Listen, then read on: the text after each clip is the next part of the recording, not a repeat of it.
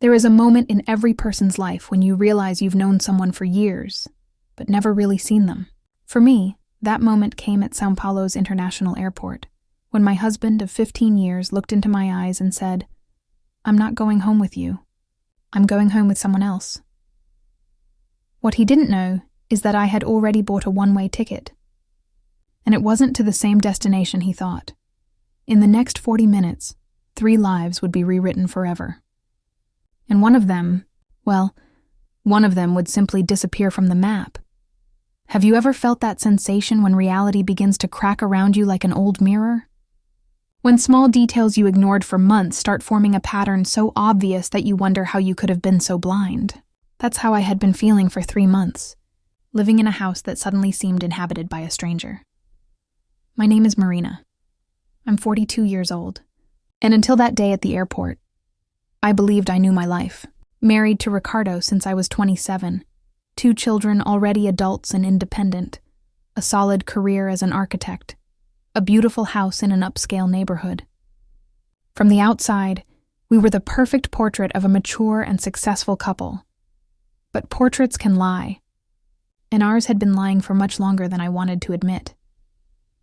The first crack appeared when Ricardo started working later. It wasn't uncommon. He had always been dedicated to the consulting company we built together. But there was something different in the quality of silence when he came home. It wasn't the honest fatigue of a hard day's work. It was the silence of someone who was mentally somewhere else. Then came the whispered phone calls, business trips that became more frequent, and that subtle but persistent perfume that wasn't mine, nor from any product we used at home. Small betrayals of reality that I carefully filed in the part of my mind reserved for things I'll think about later. But the brain has a curious way of processing information. Even when we consciously choose to ignore something, our subconscious mind continues collecting evidence, building a case that eventually becomes impossible to deny. The transformation from confident wife to private detective happened gradually, almost imperceptibly. It started with small observations that I justified as paranoia, but that my intuition registered as facts. Ricardo had changed his phone password. After 15 years of using our wedding date, suddenly it was for company security. He started showering as soon as he got home, even on days when he hadn't perspired. His underwear disappeared from the laundry basket more frequently, as if he were washing some pieces separately. And then there were the financial details. As an architect, I had always had an analytical mind, accustomed to noticing patterns and inconsistencies. I began to notice cash withdrawals that didn't align with our usual expenses. Credit card charges at places we didn't frequent, fuel spent in quantities that didn't correspond to his known routes. But it was the change in intimate behavior that really confirmed my suspicions. It wasn't just the decrease in frequency. That could be explained by stress, age, routine. It was the quality of absence. When we were together, he was physically present, but emotionally in another universe. His eyes no longer saw me. They passed through my body as if I were a ghost in my own life. That's when I made a decision that would change everything. I was going to discover the truth. Not to save my marriage. Some deep part of me already knew it was dead. But because I needed to know who I had shared 15 years of my life with. I needed to know if the man I loved had been real or just a projection of my own desires. Investigating a betrayal is a peculiar form of emotional archaeology. You're excavating layers of lies to find fragments of truth, knowing that each discovery will hurt more than the previous one, but unable to stop because uncertainty is even more torturous than pain. I started with the basics. Location tracking. Ricardo always left the car's GPS on to optimize work routes. A tool he used to be more efficient became the instrument of his own exposure. For 2 weeks, I mapped his real movements versus the places where he said he was. The pattern that emerged was devastatingly clear. Tuesdays and Thursdays, he wasn't in meetings with clients. He was at a residential condominium 20 minutes from our office. Always at the same address. Always for the same period. 2.5 hours. Enough time for much more than a business conversation. The next step was more invasive, but necessary. I hired a private detective, not for lack of skill, but because I needed evidence that could be used legally if necessary. Carlos Mendez was a discreet professional man with 20 years of experience in marital infidelity cases. "Mrs. Marina," he said during our first meeting, "I need you to understand that once we start, there's no going back. You're going to know everything, and everything is usually more than people are prepared to discover." I nodded. "I want to know everything," and he wasn't lying about the more than you're prepared to discover. The first photos arrived a week later. Ricardo leaving a residential building with a woman I didn't recognize. She was younger, not drastically, but enough to be noticeable. Blonde hair, athletic body, a smile that radiated a confidence I had lost years ago without realizing it. But it wasn't just a casual affair. The subsequent photos told a much more complex and painful story. They went grocery shopping together. They walked hand in hand in the park like an established couple. In one of the images, she wore a bracelet I immediately recognized, a unique piece that Ricardo had said he lost months ago. "How long?" I asked the detective when he delivered the second set of evidence. From what I could trace, at least 8 months, but probably longer. They have the dynamics of a consolidated relationship, not a recent affair. 8 months. That meant while I was planning our wedding anniversary trip, he was already building a parallel life. While I was choosing gifts, thinking about our future together, he was emotionally investing in another person, but the worst was yet to come. "There's one more thing," Carlos said, hesitating in a way that made my stomach turn. "She's pregnant."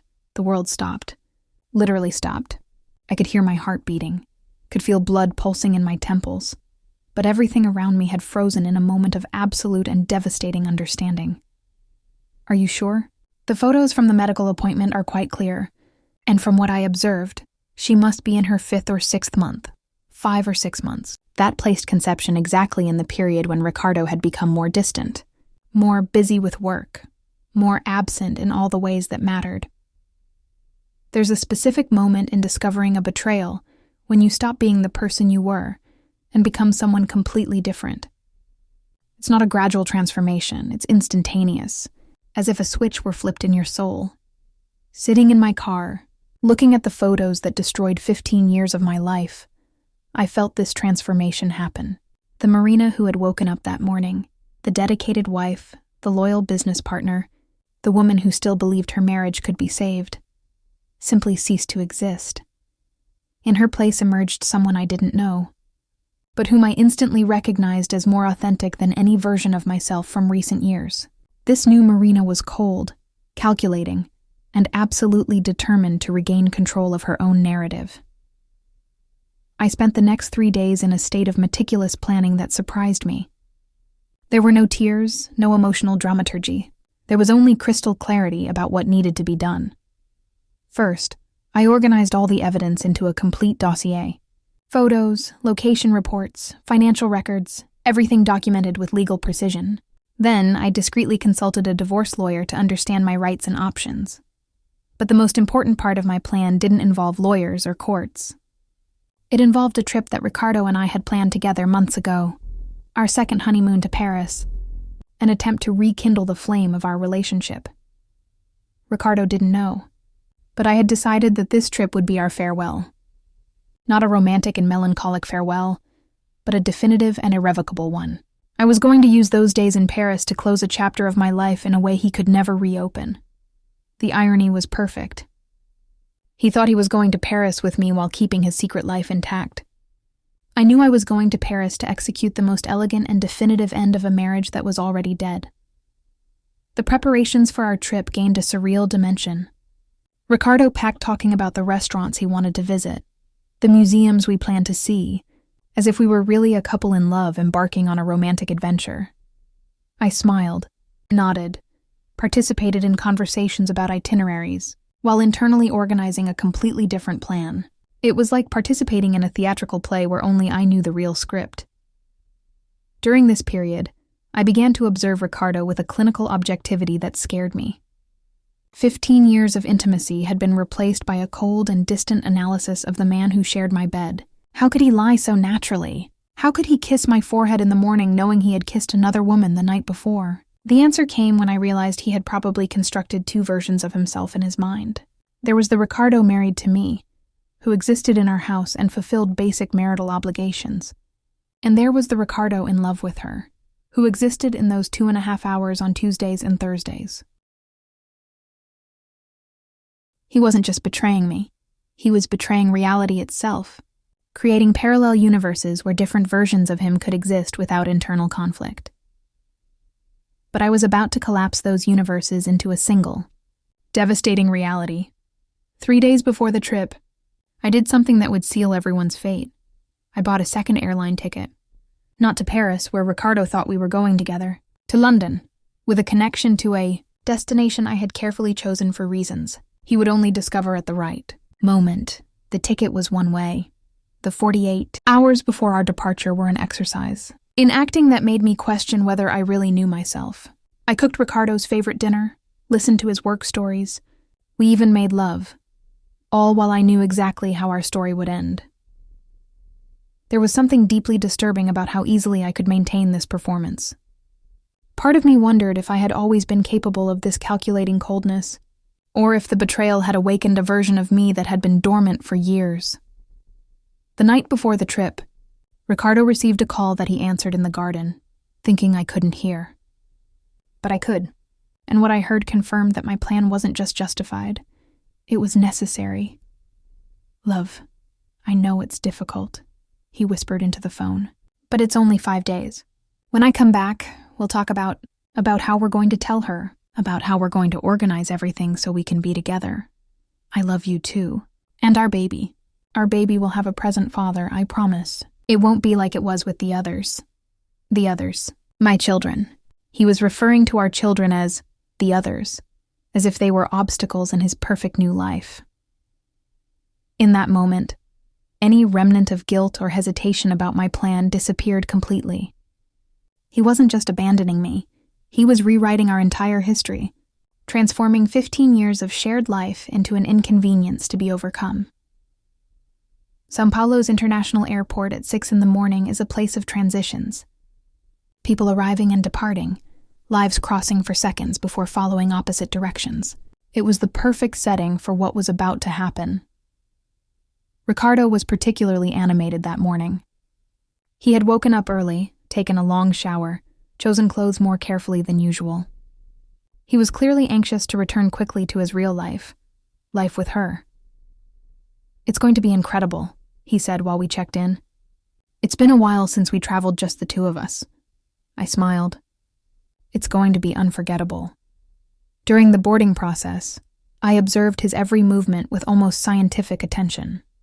The way he constantly checked his phone, probably sending farewell messages to her. How his eyes lit up when he received responses. How he could maintain a conversation with me while his mind was obviously elsewhere. We arrived at the boarding gate 2 hours early.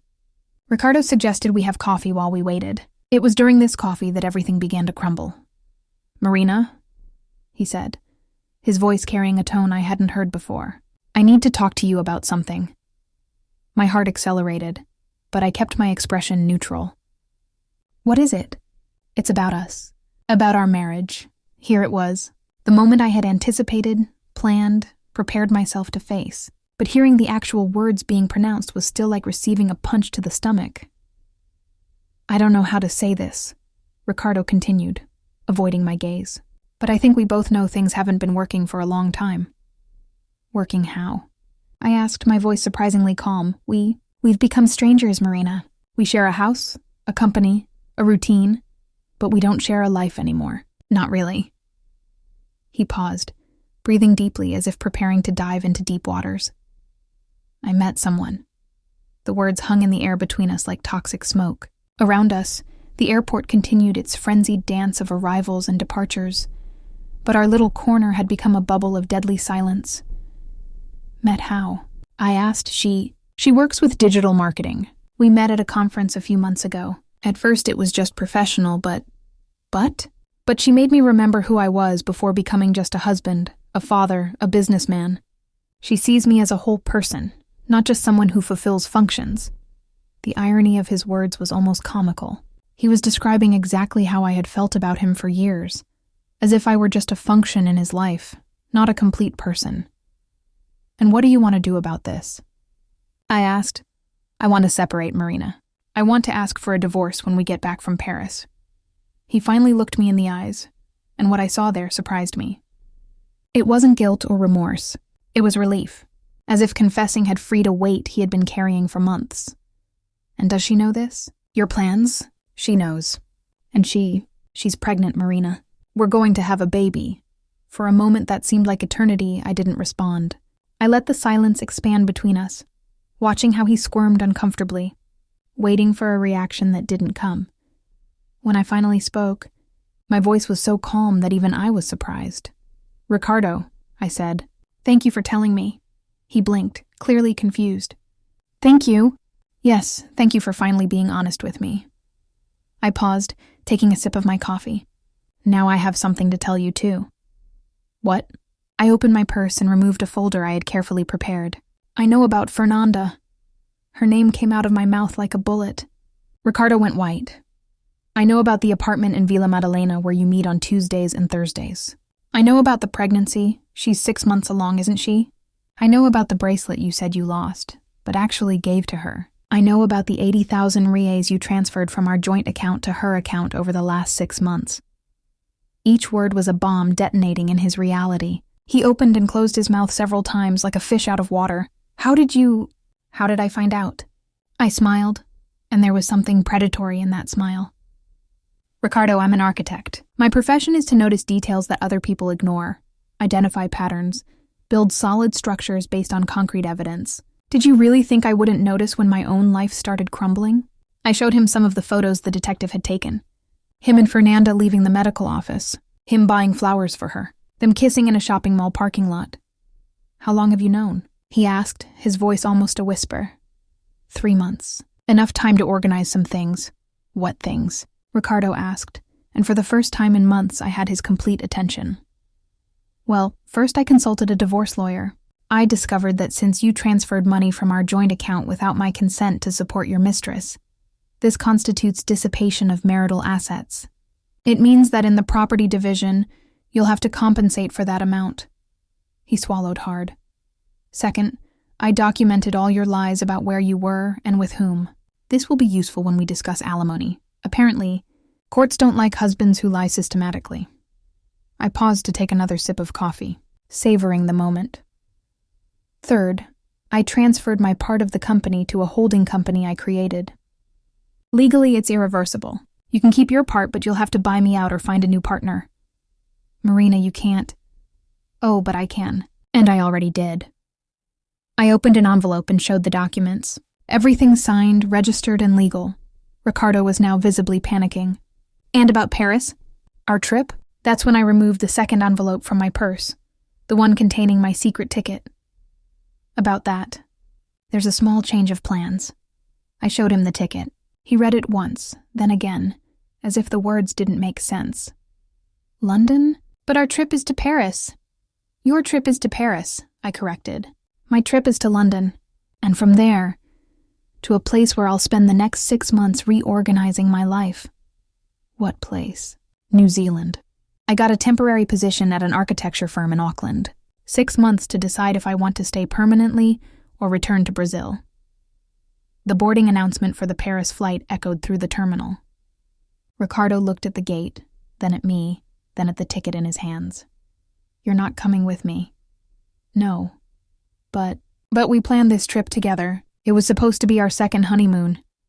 It was supposed to be many things, Ricardo. It was supposed to be a marriage based on honesty. It was supposed to be a real-life partnership. It was supposed to be you choosing our family instead of secretly building a new one." I stood up from the table, taking my carry-on luggage. "But you know what? I thank you." "Thank me?" "Yes.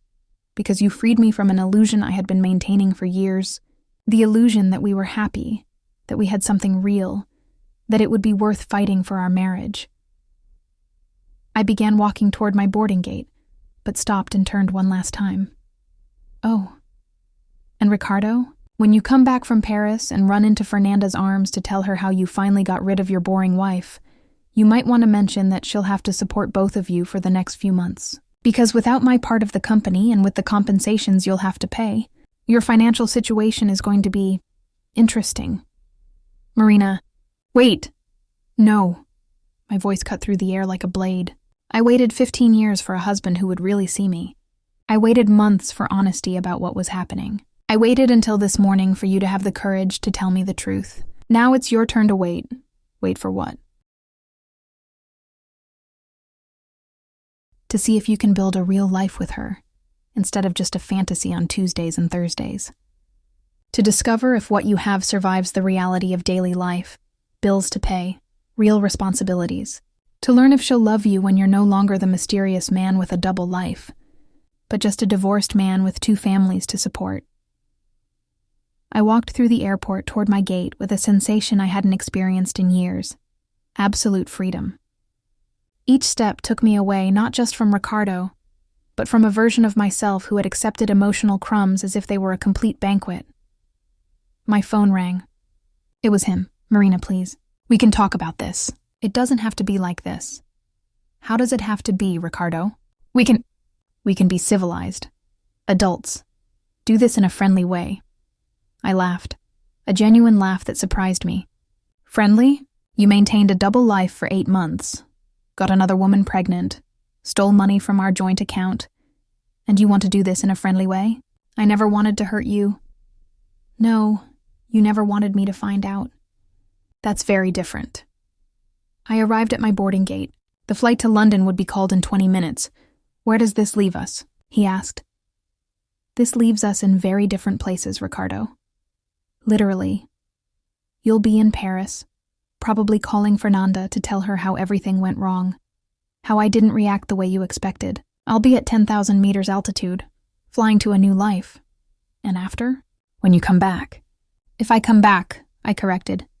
And if I do come back, you'll discover that the Marina you knew doesn't exist anymore. In her place, there's a woman who learned her own worth and doesn't accept less than she deserves. I hung up the phone and sat in the boarding area, watching other passengers, couples saying goodbye, families traveling together, executives focused on their laptops, each person carrying their own stories, their own secrets, their own silent transformations. That's when I realized something profound about the entire situation.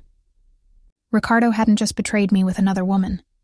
He had betrayed me with an idealized version of himself, the man he thought he was when he was with her. With me, he was the routine husband, the business partner, the father who fulfilled obligations. With her, he was the passionate lover, the mysterious man, the dedicated future father who would do everything right this time.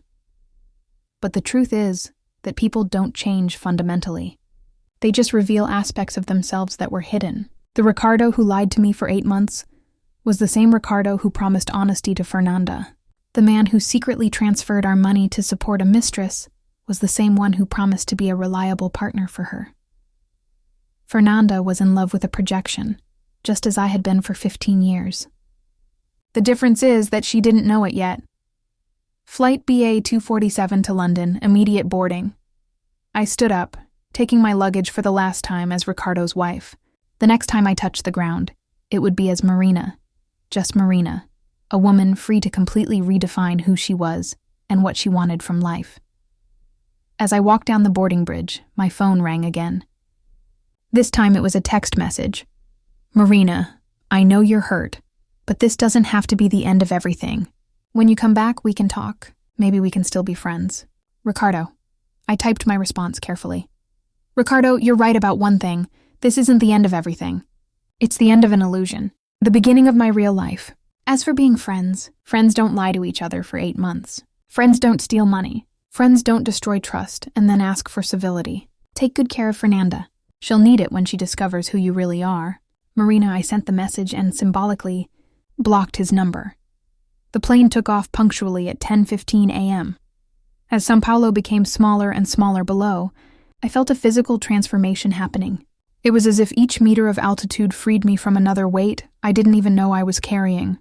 15 years of marriage. 15 years of small concessions, diplomatic silences, accepting less love than I gave. 15 years of being the understanding wife who didn't ask too many questions, who didn't demand much attention, who maintained domestic peace at any cost. But what had really been the cost? I had lost myself so gradually that I didn't even notice when it happened. I had become an edited version of Marina, a version that fit perfectly into the life Ricardo wanted, but left little room for who I really was. The woman sitting on that plane was different. She had made difficult decisions, had faced painful truths, had chosen uncertainty instead of false security. For the first time in years, I didn't know exactly what the future held, and that was terrifying and liberating at the same time. London received me with a fine rain and a gray sky that somehow seemed promising. It was as if the universe was washing away the past, preparing a blank canvas for me to paint a new version of my story. At Heathrow Airport, while waiting for my connection to Auckland, I received an unexpected call. It was Dr. Mendes, the detective I had hired. "Mrs. Marina, I hope you don't mind me calling. I wanted to inform you about some developments." "What developments?" "Well, it seems your ex-husband didn't go to Paris alone." My stomach contracted. "What do you mean?" "He canceled the trip to Paris. Instead, he bought a ticket to Rio de Janeiro. And he didn't go alone. Fernanda was with him." For a moment, I felt a pang of something that could have been pain, or maybe just surprise. They had gone together to Rio while I flew to the other side of the world. "There's one more thing," Dr. Mendes continued. "They went to a hospital. It seems she had complications with the pregnancy." "What kind of complications?" I asked, and was surprised to realize there was genuine concern in my voice. "Threatened miscarriage. She's stable now, but had to stay hospitalized for a few days. Stress, apparently." I hung up the phone and sat in silence for several minutes, processing this information. Fernanda was in the hospital, possibly losing the baby that had caused so much chaos in our lives. Ricardo was by her side, probably experiencing his first taste of reality. That relationships built on lies have unstable foundations. Part of me felt sorry for them. Not the condescending pity of someone who feels superior, but the genuine pity of someone who understands that we're all just humans trying to find love and meaning in a complicated world. But another part of me, the part that had been forged in the last 3 months of painful discoveries, recognized that this wasn't my problem to solve. I was no longer the wife who ran to fix Ricardo's problems. I was no longer the woman who put others' emotional needs above her own. The flight to Auckland lasted almost 24 hours, with stops in Dubai and Sydney. During those long hours suspended between sky and earth, between past and future, I had time to reflect on everything that had happened. There was something almost cinematic about how my life had unfolded. 3 months ago, I was a betrayed and humiliated wife. Now, I was flying to the other side of the world to start a new career, a new life, a new version of myself. But the truth is that real transformations rarely happen overnight. They're built through 1,000 small decisions, 1,000 small acts of courage, 1,000 small moments when we choose who we want to be. The decision to investigate Ricardo's lies was one of those moments. The decision to consult a lawyer was another. The decision to protect my assets, to plan my exit, to buy that one-way ticket, each of these choices was a brick in building the new Marina. Auckland received me with golden sun and air that smelled of infinite possibilities. It was summer in the southern hemisphere, and the city pulsed with an energy I hadn't felt in years. The apartment I had rented was 10 minutes from the architecture firm where I would work for the next 6 months. It was small, modern, with a harbor view that took my breath away every morning. It was mine, only mine. In the first days, the loneliness was overwhelming. 15 years of marriage create deep habits. You wake up expecting to hear another person moving through the house. You cook for 2 people automatically. You catch yourself saving interesting stories to tell someone who's no longer there. But gradually, loneliness transformed into solitude. And solitude, I discovered, was a gift I didn't know I needed. The work at the architecture firm was a revelation. For years, I had gotten used to being Ricardo's partner, the boss's wife, the woman who made decisions jointly. In Auckland, I was just Marina, a talented architect with her own ideas and unique vision. My colleagues met me without the context of a failed marriage or a previous life. To them, I was simply a competent professional who had chosen an international adventure. This external perspective allowed me to see aspects of myself that had been obscured by years of marital compromises. I discovered I was more creative when I didn't need to consult anyone about my decisions. I discovered I was braver when I didn't have to consider how my choices would affect domestic harmony. I discovered I was more interesting when I could be completely authentic. 3 weeks after arriving in Auckland, I received an unexpected email. It was from Ricardo. "Marina, I know you don't want to talk to me, but I need to tell you some things. Fernanda lost the baby. It was a week ago. She's devastated and I don't know how to deal with this. Everything I thought I wanted collapsed. Can I call you?" I looked at the email for several minutes before responding. The Marina from 3 months ago would have felt a confused mixture of pity, guilt, and maybe even a touch of vindictive satisfaction. But the Marina sitting in that Auckland office felt only a distant and clean sadness. "Ricardo, I'm sorry for your loss. I know this must be devastating for both of you. But no, you can't call me. Not because I'm angry, but because I'm no longer the person who used to fix your emotional problems. You and Fernanda need to navigate this together or find appropriate professional help. I hope you find a way to support each other during this difficult time. Marina." I sent the email and felt complete. There was no residual anger, no desire for revenge, no impulse to run back to be the understanding wife who offers free emotional support. There was only clarity about who I was now, about what I wanted from life, about the types of relationships I was willing to accept in the future. 6 months passed like a vivid dream. My temporary project in Auckland transformed into a permanent offer. The company was impressed with my work and wanted me to lead a new division focused on sustainable architecture.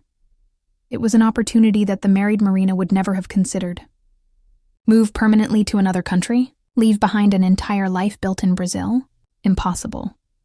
But the new Marina saw possibilities where the old one saw obstacles. I accepted the offer. On the day I signed my permanent contract, I received an unexpected call. It was my daughter, Camilla. "Mom, Dad wants to talk to you." "About what?" He wants to try again. He says he made the biggest mistake of his life and wants a second chance." I laughed. Not with bitterness, but with genuine lightness. "Sweetheart, tell your father he's right about one thing. He really made the biggest mistake of his life. But it wasn't betraying me. It was underestimating my ability to live without him." Epilogue. 2 years later. Today, 2 years after that day at the airport, I'm a completely different person. I live in a house with an ocean view, work on projects that inspire me, have friends who know me for what I am, not for what I was. Ricardo married Fernanda 8 months after our divorce was finalized. They had another child, a healthy boy who, according to my children's reports, is the light of his eyes. Apparently, he learned to be a more present father this time. I don't feel bitter about it. In fact, I'm happy he found a way to be a better version of himself, even if he had to destroy our family to get there. Because the truth is that some people can only grow through destruction, and some of us discover we're stronger than we ever imagined. Sometimes people ask me if I don't miss the security of marriage, the predictability of an established life, and I always answer the same thing. Security based on lies isn't security, it's prison. That day at the airport, when Ricardo told me he wouldn't go home with me, he thought he was giving me an emotional death sentence. What he really gave me was a birth certificate. The Marina who boarded that flight to London died that day. But in her place, a woman was born who knows her own worth, who doesn't accept emotional crumbs, who isn't afraid of loneliness because she learned the difference between being alone and being abandoned. And you? Have you ever been through a moment you thought was the end, but which was actually the beginning of something much better? Have you discovered you were braver than you imagined? Tell me in the comments, because sometimes the best stories begin exactly when we think everything is over.